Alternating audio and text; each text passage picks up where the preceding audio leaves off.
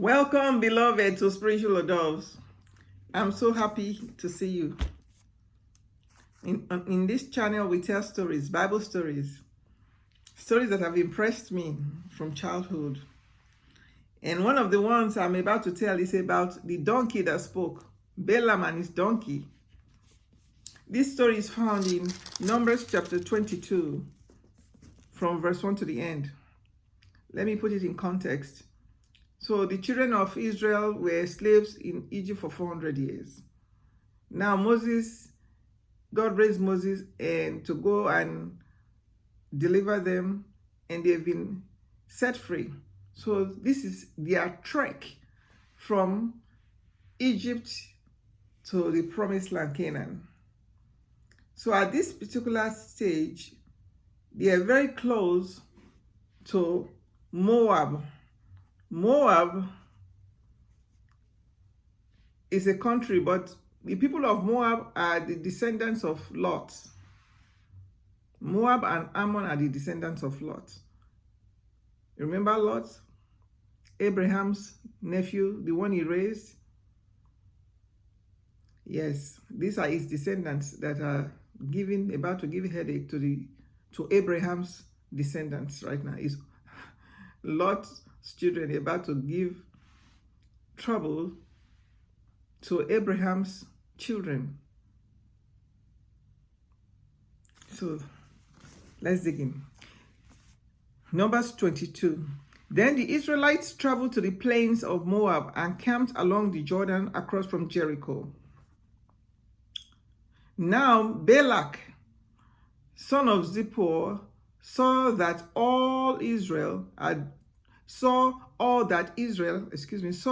all that Israel had done to the Amorites. The Amorites are very powerful people, very powerful.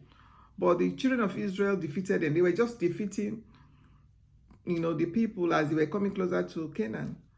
So their reputation has spread abroad. They are a powerful group. And now, Balak, king of Moab, is scared. Because like he said, they've heard what the children of Israel did to the Amorites.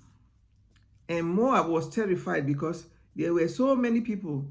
Indeed, Moab was filled with dread because of the Israelites. The Moabites said to the elders of Midian, "This horde is going to lick up everything around us as an ox licks up the grass of the field."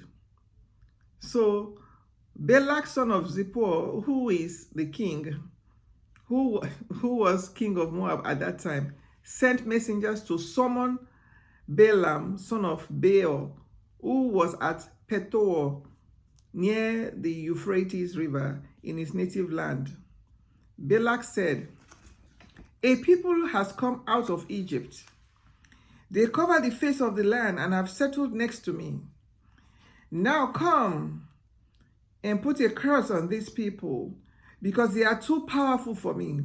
Perhaps then I will be able to defeat them and drive them out of the land. For I know that whoever you bless is blessed, and whoever you curse is cursed."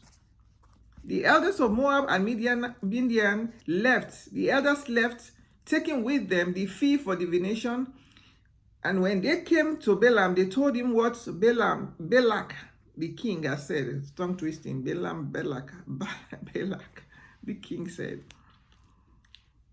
"Spend the night here," Balaam said to them, the diviner. "Spend the night here. I will report back to you with the answer the Lord gives me." So the Moabite officials stayed with him. God came to Balaam and asked, "Who are these men with you?" Balaam said to God, "Balak, son of Zippor, king of Moab, sent me this message. A people that has come out of Egypt covers the face of the land. Now come and put a curse on them for me. Perhaps then I will be able to fight them and drive them away." But God said to Balaam, "Do not go with them." Pay attention, this is the first time. God said to Balaam, "Do not go with them. You must not put a curse on those people because they are blessed." Emphatically, God is instructing. The next morning, Balaam got up and said to Balak's officials, "Go back to your own country, for the Lord has refused to let me go with you."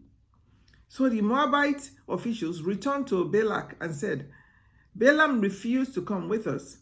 Then Balak the king sent other officials, more numerous, many, and more distinguished than the first, because there's strength in numbers, so it's like they should prevail over his will.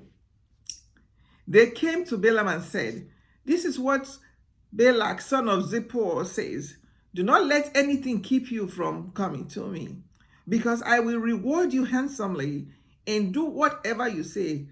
Come and put a curse on these people for me." But Balaam answered them, "Even if Balak give me all the silver and gold in his palace, I could not do anything great or small to go beyond the command of the Lord my God." He heard the instruction. God told him, "Don't go. Now spend the night here so that I can find out what else the Lord will tell me." That night, God came to Balaam and said, Since these men have come to summon you, go with them, but do only what I tell you." Now here's where the drama begins. So God said, "Go with them, but only what I tell you is what you tell them." Balaam got up in the morning, saddled his donkey, and went with the Moabite officials. But God was very angry when he went. That scared me. He was the one that just told him to go, but I guess he's the first one. This is learning how God speaks, learning to hear God and to learn his language. Because I read these things over and over and over. I said, but he told him to go. He could have, as I said, when he said don't go the first time, he said, "I told you don't go." But he told him to go. and he went. And God was very angry when he went. And the angel of the Lord stood in the road. Whoa. And the angel of the Lord stood in the road to oppose him, to oppose Balaam.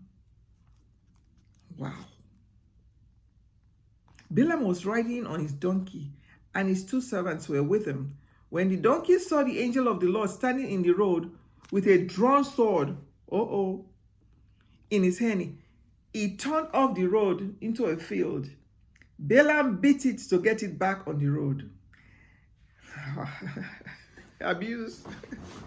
Animal abuse.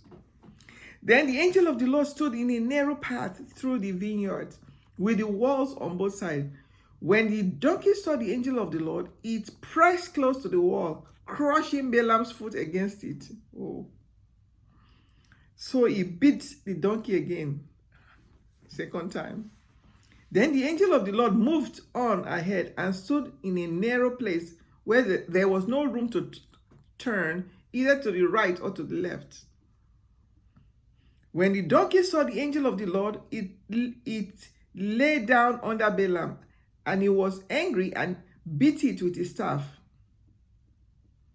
Watch out now. Then the Lord opened the donkey's mouth. This is the first time. Then the Lord opened the donkey's mouth, and he said to Balaam, "What have I done to you?" The animal is speaking to the human. "What have I done to you to make you beat me these 3 times?" He counted it. The donkey can count. Hi. "What have I done to you to make you beat me these 3 times?"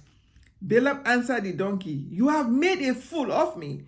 If only I had a sword in my hand, I will kill you right now." Balaam is angry. The prophet is angry. The donkey said to Balaam, "Am I not your own donkey, which you have always ridden to this day? Have I been in the habit of doing this to you?" "No," he said. He's replied his donkey, "No, you haven't done that." I find that interesting. Then the Lord opened Balaam's eyes, and he saw the angel of the Lord standing in the road with his sword drawn. So he bowed low and fell face down. Yes, apropos. It is apropos. That's the position. You have to genuflect before the superior power. The angel of the Lord asked him, "Why have you beaten your donkey? Oh, heaven is against you now for abusing that animal. Why have you beaten your donkey these 3 times. I have come here to oppose you because your path is a reckless one. Before me. Your path is a reckless one before me. The donkey saw me and turned away from me these 3 times. If it had not turned away, I would certainly have killed you by now. But I would have spared it. I would have spared the donkey, but I've killed you. Balaam said to the angel of the Lord, I have sinned. I did not realize you were standing in the road to oppose me. Now, if you are displeased, I'll go back. The angel of the Lord said to Balaam, go with the men, but speak only what I tell you. So Balaam went with Balak's officials. When Balak heard that Balaam was coming, he went out to meet him at the Moabite town on the Arnon border at the edge of his territory. Balak said to Balaam, did I not send you an urgent... I'm sorry, I have to laugh. Here is Balaam about to die. He almost got killed. And here's the king of Moab scolding him. Did I not send you an urgent summons? Why didn't you come to me? Am I really not able to reward you? Well, I have come to you now, Balaam replied, but I can't say whatever I please. I must speak only what God puts in my mouth. Then Balaam went with Balak to Kiryat Huzoth, his Bible name. Balak sacrificed cattle and sheep and gave some to Balaam and the officials who were with him. The next morning, Balak took Balaam up to Balmon's Baal, and from there he could see the outskirts of the Israelites' camp.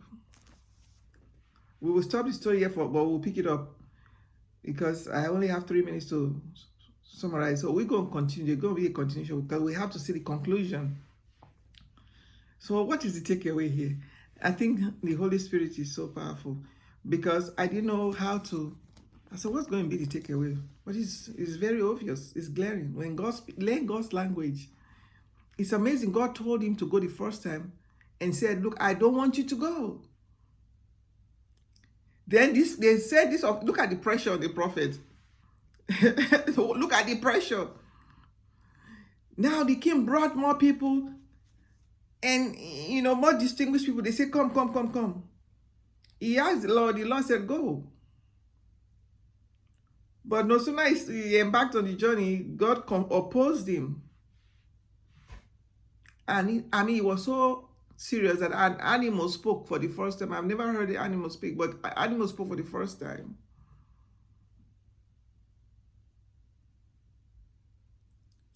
I guess, sometimes when you want to do certain things of the God, and sometimes even things of God, but sometimes you want to do certain things and you're waiting for that still small voice to speak. He will come. He will come like a flutter. When God comes, it's like very subtle, like a flutter. It's like, is it you, God? But there's this opposition one that will tell you, no, just go. You just make that, especially when it's business. You go make the million, you just go and sell and everything will just fall into place without showing you the pitfalls. And then you listen to that loud voice, louder than that subtle voice. That fluttering voice, subtle. What I'm trying to say, hear the first time. Hear when God speaks, the very first time. Hear. I'm guilty. But I've over the years, I think I've graduated from kindergarten. So first grade, I pick it in the spirit. I don't rush to do things. I mull it over and I'm praying in my heart. Do you want me to go, or do you, what do you want me to do? Please make it clearer, Father. You keep praying. In that time, keep praying. You pray. I'm trying to tell you. You follow your face. I learned from Jesus. You remember how he falls when he was in Gethsemane? Let this cup pass away. He falls down. He didn't hear any answer. Let this cup pass away. That's how you do it. By praying and praying, and it becomes clearer. And then you know to obey God. Otherwise, you will be opposed. I pray that we're able to do it and be obedient to God and get blessing instead of a curse. My time is up. Bye. I love you. To be continued, okay? I love you.